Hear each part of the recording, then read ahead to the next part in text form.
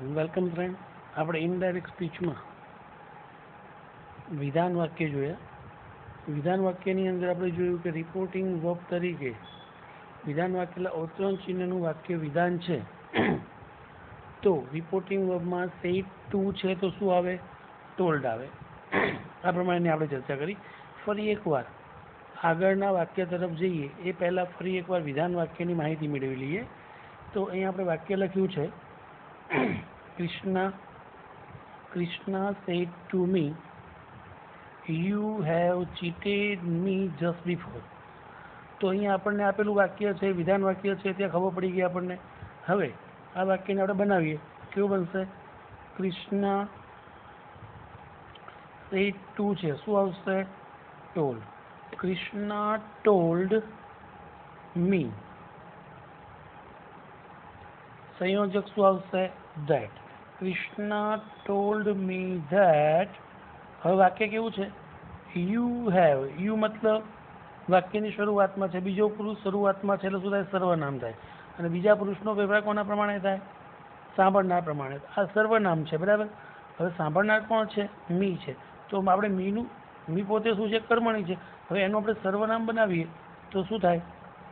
આઈ. હવે હેવ કે હેઝ વાળો રૂલ શું થાય? હેડ. આઈ હેડ ચીટેડ. એક સાથે બે પરિવર્તનો ન થાય. આઈ હેવ ચીટેડ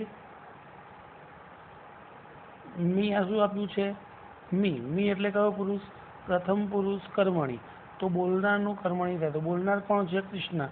તો કૃષ્ણાનું કર્મણી કૃષ્ણા એટલે કે સી. સીનું કર્મણી શું થશે? હર. જસ્ટ બિફોર એમના એમ. Just before. તો આ પ્રમાણેના વાક્યો આપણે અત્યાર સુધી જોયા. હવે પ્રશ્નાર્થ વાક્યની માહિતી મેળવીએ. હવે પ્રશ્નાર્થ વાક્યને તો આપણે ઓળખી શકવાના છીએ. જો બધા પ્રકારના વાક્યોને તમે ઓળખી શકો સરળ. વિધાન કે નકાર વાક્ય શું હોય? કે વાક્યની શરૂઆતમાં કર્તા આપેલો હોય. એવી રીતે પ્રશ્નાર્થ વાક્યમાં આપણને અહીંયા ખબર પડે કે શરૂઆતમાં વાક્યના અંતે શું આપેલું છે? પ્રશ્નાર્થ ચિહ્ન. તો વાક્ય કેવું છે? પ્રશ્નાર્થ વાક્ય. પ્રશ્નાર્થ વાક્યને આપણે ઇંગ્લિશમાં શું કહીશું? Interrogative sentence.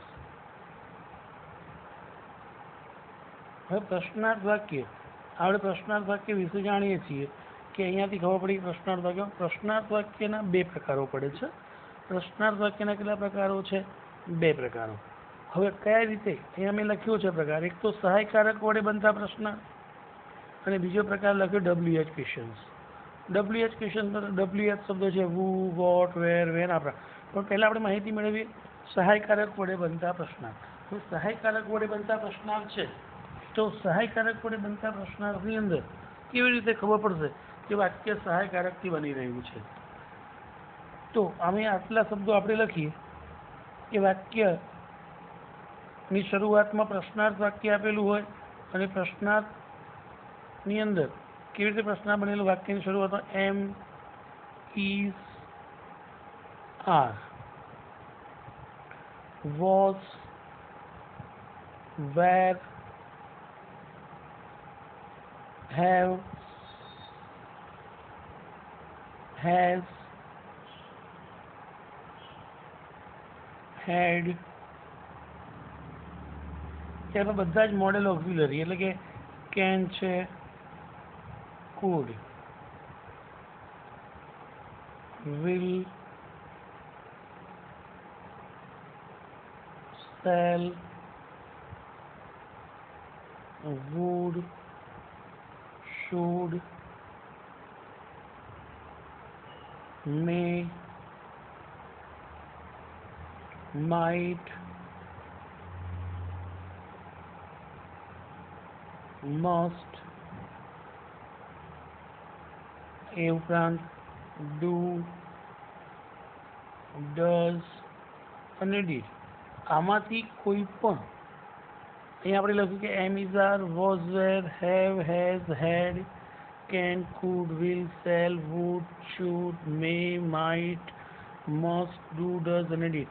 આમાંથી કોઈ પણ શબ્દ વાક્યની શરૂઆતમાં આપેલો હોય અને વાક્યના અંતે પ્રશ્નાર્થ ચિહ્ન છે તો સહાયકારક વડે બનતા પ્રશ્નાર્થ કહેવાય. બીજા શબ્દોને શું કહેવાય?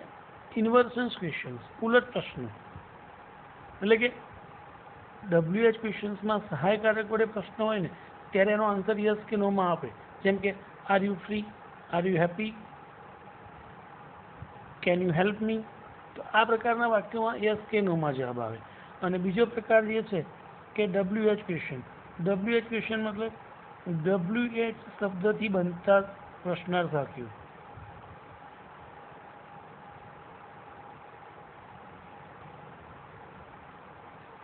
WH એટલે કે વાક્યની શરૂઆતમાં WH સર્વનામ આપેલું હોય. જેમ કે એક્ઝામ્પલ આપણે લખીએ કે વુ છે, વોટ છે, વોટ, વેર, વેન, આ બધા WH ક્વેશ્ચન્સ છે. હવે વાક્યની ઓળખાણ થઈ ગઈ કે સહાયકારક છે કે WH છે. આપણે સૌપ્રથમ સહાયકારકની માહિતી મેળવી રહ્યા છીએ ત્યારે. હવે રિપોર્ટિંગ વર્બ. વાક્યમાં રિપોર્ટિંગ વર્બ ક્યારે કયો આવે? રિપોર્ટિંગ વર્બની અંદર તમે જુઓ પ્રશ્નાર્થ વાક્ય અગાઉ આપણે વિધાન વાક્યમાં શું જોઈને આવ્યા કે વિધાન કે નકાર વાક્ય છે તો રિપોર્ટિંગ વર્બ સેડ તો સેડ, સેડ ટુ તો શું આવ્યું ટોલ્ડ, સંયોજક શું આવ્યું તે. એમ વાક્ય પ્રમાણે આટલી બાબતો જે છે ને એ બદલાતી રહે. પ્રશ્નાર્થ વાક્યમાં એ મુજબ બદલાશે. પ્રશ્નાર્થ વાક્યમાં જોઈએ તો રિપોર્ટિંગ વર્બ સેડ આપ્યું હોય કે સેડ ટુ આપ્યું હોય, સેડ આપ્યું છે કે સેડ ટુ આપ્યું છે, ગમે તે આપ્યું છે, પણ રિપોર્ટિંગ વર્બ શું આવશે? આસ્ક્ડ. એનો મતલબ પ્રશ્નાર્થ વાક્ય હોય ત્યારે રિપોર્ટિંગ વર્બ શું આવે? આસ્ક્ડ આવે. આટલું માઇન્ડમાં ઉતારો કે રિપોર્ટિંગ વર્બ પ્રશ્નાર્થ વાક્યમાં શું આવે? આસ્ક્ડ. ત્યારબાદ જોઈએ સંયોજક. જેમ વિધાન વાક્યમાં આપણે સંયોજક શું મૂકીને આવ્યા? ધેટ. અહીંયા સહાયકારક વડે બનતા પ્રશ્નાર્થ છે કે WH વડે બનતા પ્રશ્નાર્થ છે એ આપણે ડિસાઇડ કરવું પડશે. હવે સહાયકારક વડે બનતા પ્રશ્નાર્થ હોય તો આપણે આમાંથી મૂકી શકીએ ઇફ, અથવા તો બીજો શબ્દ અહીંયા લખીને તમને આપ્યો છે વેધર. ઇફ અથવા તો વેધર સંયોજક આવે ક્યારે? વાક્ય કોનાથી બનેલું હોય? સહાયકારક વડે બનેલું. સહાયકારક વડે આપણે કહ્યું કે am is, are, was, were, have, has, had, modal, auxiliaries, do, does, did. આનાથી બનેલા પ્રશ્નાર્થ વાક્યો એટલે કે સહાયકારક.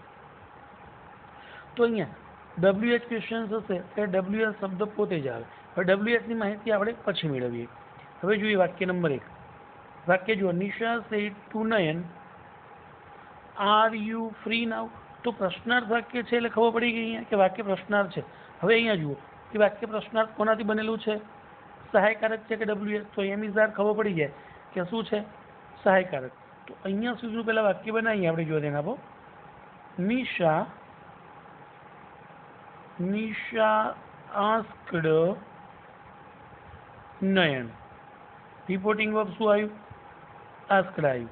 અને સંયોજક તરીકે ઇફ કે વેધર મેં તમને અહીંયા કહ્યું, પરંતુ આપણે મોસ્ટલી કયા શબ્દનો ઉપયોગ કરીશું? ઇફનો જ ઉપયોગ કરીશું.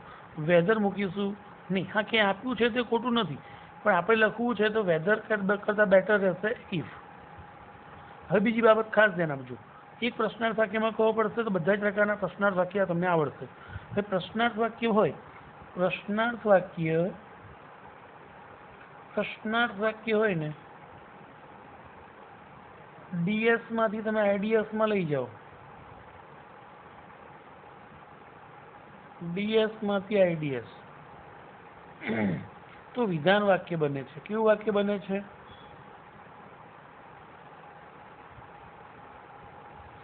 વિધાન વાક્ય બને. હવે એને વિધાન વાક્ય તમે બનાવો તો આ વાક્યને વિધાન બનાવવું હોય તો ઇન્વર્સન્સ ક્વેશ્ચન છે તો પહેલા માઇન્ડમાં સીધું કરો. યુ આર ફ્રી નાઉ. બની ગયું વાક્ય. યુ આર ફ્રી નાઉ. હવે યુ આર ફ્રી નાઉ તો યુ એટલે શું થયું? સાંભળનાર, સર્વનામ.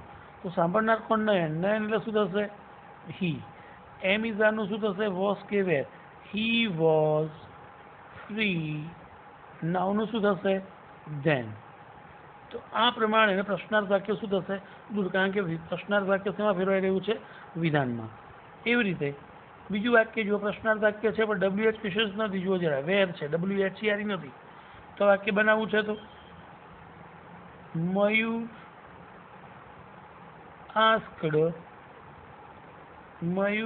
આસ્ક્ડ મીના.